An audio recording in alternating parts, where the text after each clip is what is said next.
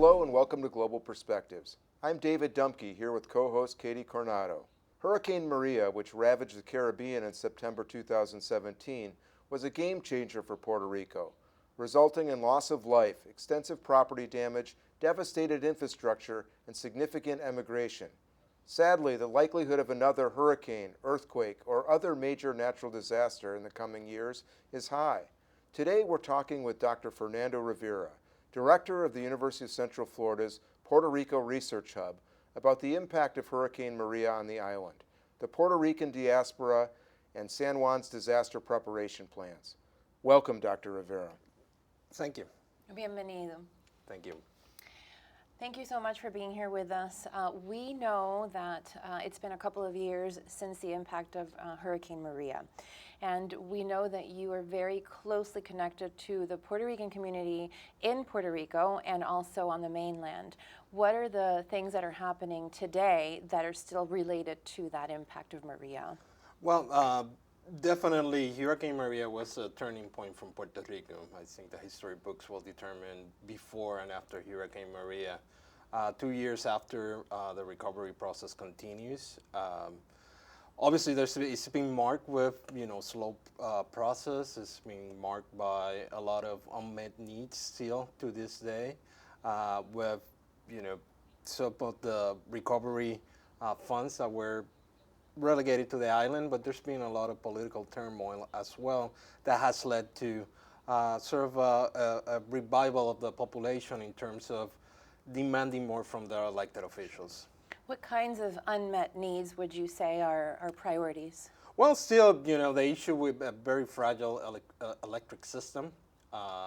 So we don't know if there's going to be any other type of hazard, whether it's going to be able to function or not. People are kind of like used to that, and they're a little bit concerned about what's going to happen in the future if that doesn't get resolved. Just getting sort of still to this day, we have still houses that have the temporary blue roofs or the tarps that FEMA put out there. So still, a lot of people that still haven't received the help that they thought they were going to get, and we're almost 2 years after the storm. How does that happen 2 years later? So it's been a combination of different things. Obviously, the summer of 2019 actually was a turning point when it was discovered that the elected officials and the cabinet of the governor were discussing in very unflattering terms the recovery of the storm, and that was leaked publicly. That brought about a lot of outrage of the population, and the suspicion that they had that politicians didn't care about them, and they were doing so in a very open forum, elicited sort of that type of response, and the governor had to step down, and so there's been that change in the political thing that was directly related to the response to Hurricane Maria. So people's frustration, would you compare Maria in political terms to kind of what happened in New Orleans, for example, to the Bush administration? People got upset about what they were seeing and what they were feeling and what they were enduring. Yeah, no, absolutely. And I think it got to a point that people said enough. And obviously that created an atmosphere where we had a massive demonstration of 1 million plus people. Put that into the context that Puerto Rico has about 3.2 million people, and that you can get almost a third of the population to come out against the government and sort of the recovery that was happening. That's a significant aspect out here. So a lot of similarities out here in terms of that popular unrest with dissatisfaction with what elected officials should be taking care of. So you're talking about a governance angle here and demand for better governance. But in your last comment, you also mentioned Puerto Rico's population, which is 3.2 million, you said right now. Mm-hmm. What was it before Maria? So Puerto Rico has been experiencing a population decline since the economic turmoil that has been facing the island for a while. So at the height in the 2000s, it was about 3.9 million, and that has continued to shrink to this day. So now it's a significant population shift, and a lot of people are electing to move out here to Florida, and specifically Central Florida. What parts of the United States and also Central Florida are either most appealing or where mostly the Puerto Rican population tends to gravitate toward? Is that a thing? No, absolutely. So for a long time, New York used to be the magnet for Puerto Ricans back in the 1940s all the way to the 1990s or so, and we see the continued growth in Florida. So now Florida has the largest number of Puerto Ricans, so it's the number one state out here. And Central Florida in particular, the Orlando region, Kissimmee region, is one of the most appealing places for Puerto Ricans to move in the continental United States. And it's important to note that when there is a population that grows, the boom comes with a lot of need in the education sector, business sector, but there's also something that comes with that culture that is influencing that community, right? And so we saw it, or we see it in different places like in Tampa with the Italian community, the Spanish community, the Cubans in Miami as well. What do you think is one of the major benefits of that growing population in the area of Central Florida, or even what we can trace it back to in the New York area? Well, it's been, in terms of economics, in terms of politics, in terms of social and cultural impact. You can see it, you can sense it, you can feel it. Sometimes when I travel from Puerto Rico and come to Orlando, I don't know if I'm going or returning, because you can sense the influence in terms of language, but also, the different restaurants that are out there, the catering of politicians to the Puerto Rican electorate. Now we have more elected officials that are from Puerto Rican descent. You see it in some of the leadership that we have within our community out here. And, obviously those types of influences are very important for a community like Orlando that actually, embraces the diversity of thought and ideas that we have in this region and makes it attractive for a lot of people to come here. Katie, I was wondering, following up on your question, you mentioned a couple elements in that last. One, you have more Puerto Rican politicians on the mainland. And you have a big population in the United States. There are more Puerto Ricans in the United States mainland than in Puerto Rico right now? Right now, yes, it's about 5.5 million or so, around that range. So yes, a significant larger population than in the actual island of Puerto Rico. So is there a difference of opinion? You said you don't know if you're coming or going when you're there, but Puerto Ricans in the U.S. mainland, do they have different opinions or a different outlook on things than Puerto Ricans in Puerto Rico? Because you have politicians, and we've had guests who represent different parts of the United States who are Puerto Rican and therefore considered champions of Puerto Rican issues, yet they don't represent Puerto Rico proper. No, and one of the issues in Puerto Rico is still an island. So what is within the context of the island. I think for Puerto Ricans that are able to live in some years here in the continental United States, they get a different perspective of the issues that are discussed, especially in politics. What is our relationship with the United States? What are some of the opportunities out here? And then they kind of like shift to have a different perspective of what could be useful in the future for the recovery of Puerto Rico from Hurricane Maria, and also from the economic and the socioeconomic standpoint. And transitioning from the thought of, what the thought is here and there, when somebody is born in Puerto Rico on the island and they come here, how are they perceived? Is that something that we should notice? Is there a difference? And then is that related to what we call the diaspora and the perception of you're there and now you're not like us? And how does that work? And similarly, I think you could also answer, how do they perceive themselves? Yeah, no, so in a lot of the issues of identity and dealing with some of the issues that doesn't necessarily are not talked about in Puerto Rico, so issues like racism or issues of language or all those type of things. Those are things that Puerto Ricans in Puerto Rico don't have to deal with, that eventually when you come to the United States you have to deal with, right? And it's like you're stuck in the middle sometimes in terms of, if you're from Puerto Rico, you have a specific viewpoint, and you cannot fathom, viewing other people that say they're Puerto Ricans, but they don't speak Spanish or they don't know that much about Puerto Rico. But at the end of the day, it's that united factor that at the end of the day, I think people have this very strong feeling of their Puerto Rican heritage. And at the end of the day, we can sort of surpass those differences into a united front. And speaking of differences, I'll go into something controversial, so forgive me. Statehood versus independence. You know, what is the perception there, and can you explain it a little for people who aren't quite No, informed? and so absolutely. So for a long time, and you know, in 1952, Puerto Rico became a Commonwealth of the United States. So it's sort of a compromise between statehood and independence, if you can put it in very simplistic ways in terms of that. So in Puerto Rico, the main political parties are the Progressive Party, which is for statehood, the Commonwealth Party, that obviously is for Commonwealth, and in a lesser form, the Independence Party, that doesn't have that much support in Puerto Rico as well. This is sort of where the politics are based in Puerto Rico, so you're either are for statehood or you're for Commonwealth, and that's the big divisions that we have out here.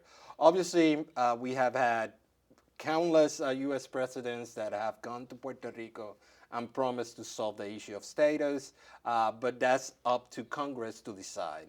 So there's been controversy surrounding the plebiscites and the vote and the voting regarding this issue, but still seems to be a contentious issue out here, and that drives Puerto Rican politics mostly. So you mentioned Congress and dealing with Puerto Rico, and there's been commentary before of Washington looking at how do we help Puerto Rico, and this is debated heavily in Maria assistance, and there's differences of opinion on how that's done. So who is Washington listening to when they make decisions on Puerto Rican assistance? Is it actually Puerto Rico, or is it people who proclaim to speak for Puerto Rico? Well, that's a complicated question, you know, and I think it's not a simple answer. We're trying to put you on the spot. Oh no, absolutely no, but I think, you know, so the perspective, you know, so this arrangement, who benefits from this arrangement, right? Why do we have the need for statehood? And why is it being such a lengthy sort of process to get it over with or not? And it's always kind of like that discussion out here. Obviously, we have massive social inequalities in Puerto Rico. And that's one of the driving factors for a lot of people. As I said, like, look, under Commonwealth, we are suffering, half of the population is under the poverty level. Maybe statehood could be a thing that could help us out. At the same time, the other perspective is we're already under U.S. Rule, and look what is happening right now. So that's more of the perspective of the independence party out here. I think for politicians in Washington, the ones that have more constituents here in the main line, so, you know, places like New York, New Jersey, obviously Florida, they pay a little bit closer attention to what's happening in Puerto Rico, so they can actually go and say, hey, I helped in Puerto Rico, and talk to that electorate here. So that's kind of like that relationship out here. But again, you know, we have a lot of traits in terms of energy. We have a lot of traits in terms of commerce that are dictated by federal law, and at the end of the day, the U.S. Treasury actually benefits. If I could ask, you brought up the protests in the summer of 2019, and they were manifested towards the governor and his immediate supporters who were involved in those text messages.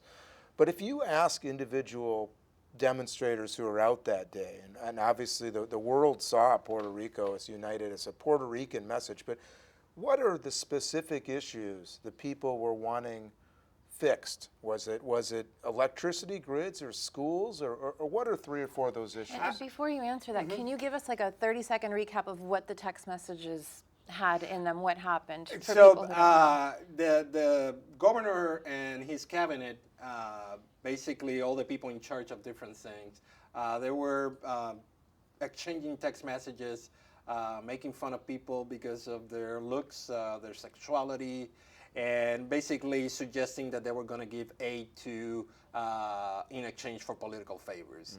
And I think there was always this suspicion of the people. I think although all those demands that you were talking about in terms of, you know, why is it that, you know, a year and a half out, you know, why do we have to suffer from loss of electricity for a year?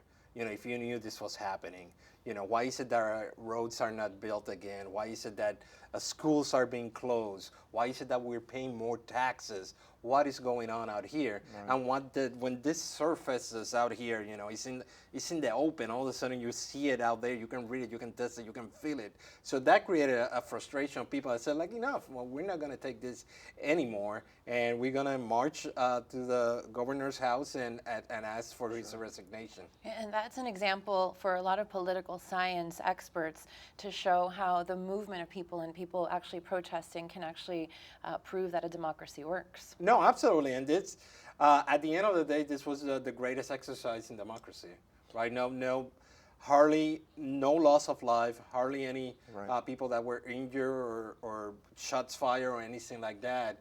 So a relatively peaceful movement that led to the resignation of the governor. I know definitely the people of Cuba were observing what was happening in Puerto Rico closely. But you also look at where there has been successful protests before that have led to the ousters of rulers, whether it's in Latin America or whether it's in the Middle East or wherever the case may be. But the question becomes, this is a very inspirational event and very much a national event, sentiment. Is it successful, though, if you don't have tangible gains in the areas that affect people's lives? Well, and that's the big question in terms of, okay, we take rid of the governor, we take rid of all the people that were involved in those discussions, but does it change the system? Does it change sort of the government sort of strategy towards dealing with the problems that people have? So that's a big question mark, and obviously this is going to be the test. And Puerto Rico, as the United States, has an election coming up in 2020, so people are going to have again another chance through the ballot to make sure that whatever they were protesting against, whether the interim governor actually fulfilled the promise or not. So it's a continuation of that. We'll see, what is going to be the platform for the political parties coming forward, and that's going to be a question that is probably going to be answered in 2020. Do we have an idea of the number or the percentage of the Puerto Rican population here that actually goes and votes? I know there's a lot of campaigning for the Hispanic community in general, go out and vote, but do you know if the Puerto Rican population, for the most part, gets out and votes? Well, and so usually, I don't know the percentage off the top of my head, but they're lower than in Puerto Rico. In Puerto Rico, it's a little bit different in terms of it's a national holiday. So people have the day off and to vote and do all those type of things. So usually it's not to the range of 80, 90% participation that you have in Puerto Rico, but it's a significant one out here. Here, well, people are confronted with another reality, even though we have early voting and we can have other type of things. That's not things that a lot of people coming from Puerto Rico are used to, but people want to be participating in the process. But I think sometimes they're a little bit apathetic because they don't see sort of the message that actually resonates with them. And that's going to be the distinction whether people are going to come out and vote or not. The importance of the promotion of it and the campaigning for them to get out there and do it. And actually, sort of a concrete message that I think the message is not different from any other citizen. Right. Here in Central You're Florida. talking about jaded feelings about politicians not delivering. I'm like, yeah, get in line, right? No, but sometimes like we saw in the midterms, like you bring Puerto Rican politics into the fall here in the local setting, and that outputs a lot of people, right? So we saw that in this political campaign of the midterms, you had a lot of former elected officials in Puerto Rico that people were sort of not that happy with, and then all of a sudden when they come here and they see the candidate that they were supposed to vote for standing next to that person, it brings about a feeling of uneasiness. And I think a lot of people just shut down and said, like, let me just concentrate on my work, and I really don't want to deal with politics, because really politics didn't help them out in Puerto Rico and didn't help out what they're doing on the island. So I want to turn a little away from politics. We've been talking about kind of the repercussions of poor preparation for a storm, and part of that's by dissatisfaction with government services for years. We're a couple of years past Maria, and this gets into some of your work right now. We recently saw an earthquake hit the island. Is Puerto Rico prepared for major natural disasters right now? Is it going to be different than Maria? Well, it's early indications. It's still early to tell out here. Communications are better. The infrastructure is a little bit better. I think the response from FEMA was faster than previously. But we see the consequences of that political infighting and those political struggles in terms of the infrastructure that we need to have to withstand another national disaster or another type of critical hazard event. Because still it's not up to par with the expectations. So that's the big fear in terms of are we prepared or not. So some communities, and obviously this is sort of the social inequality that we experience in Puerto Rico, some communities that have more resources are probably more apt to go through a natural occurrence. Others are going to continue to suffer the same type of consequences like they did after Maria. And Dr. Rivera, from an expert point of view, I know that you're neutral, you're an academic, and what you're trying to do is educate and inform people. What is your perspective on how we can come up with some kind of middle ground so that they are at the level that they need to be? From your expertise, you work with people in sustainability, you work with emergency management. What needs to happen for that organization to actually take place to prepare them? No, absolutely. And at the same time, there's amazing stuff going on in Puerto Rico, both university professors in Puerto Rico doing important work in Puerto Rico that sometimes we don't know about here in the continental United States. And at the same time, there's been amazing work done by the federal agencies and other researchers and other groups that are working out there. Sometimes it's just an issue of, how do we organize? And, some of the proponents of that is, how can we create a network that is prepared to act upon any type of emergency setting. And I think that's the big next challenge, to make sure that we're not duplicating efforts, that there's a level of trust that you can actually, if I give you some type of resource, that you're going to utilize it to the community that you envisioned that you were going to benefit from. So those are kind of like some of the things that we're working on in putting sort of that network out here.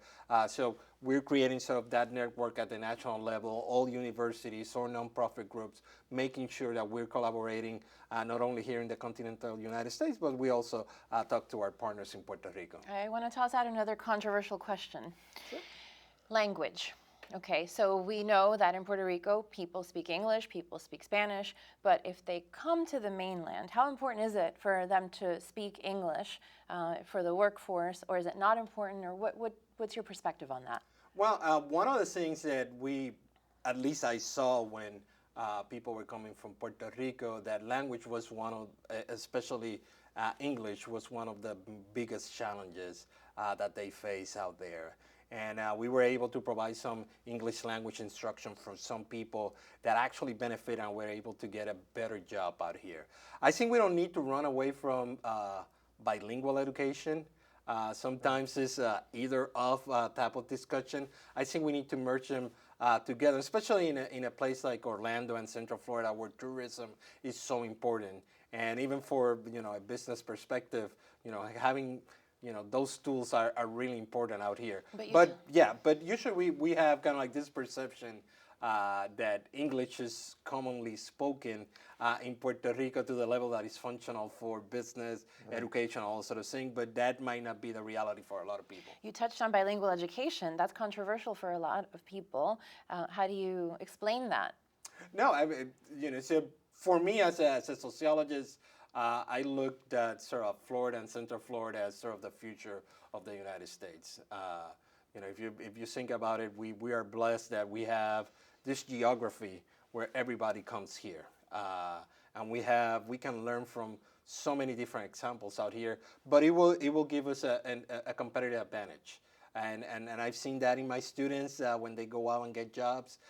If they have that bilingual education, actually opens a lot of doors for them, better jobs, better opportunities, and I think everybody benefits in the community. We're starting to run a little low on time, but I did want to ask about your students, because one of the things you did after Maria was help Puerto Rican students come to Orlando and get enrolled in university. Have they been successful? They have. We are pleasantly Happy to report that a lot of them are doing extremely well.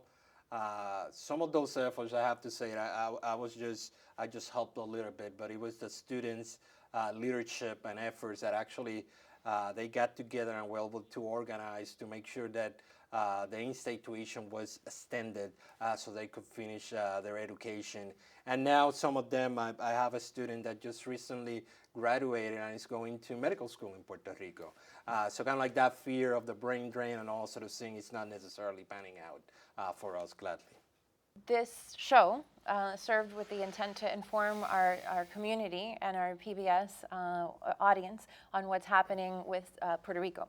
But what are some final thoughts that you have to kind of bring it all together? Puerto Rico, what's next? 30 seconds. Well, I think Puerto Rico is Florida and Florida is Puerto Rico. I think the connections between the two cannot be denied. If you don't know what's going on in Puerto Rico, this is the time to get educated. We're a significant sector of the population, and unless things get resolved in the economic things back in Puerto Rico, this is going to be a pattern that is continuing to happen. But I think there's a very neat connection between the two, and there's a lot of opportunities to explore that and to make sure that everybody benefits in the community from this opportunity. Well, thank you, Dr. Fernando Thank you for Rivera. having me. And thank you for joining us today. On behalf of Katie Coronado and I, we look forward to seeing you next week on another episode of Global Perspectives.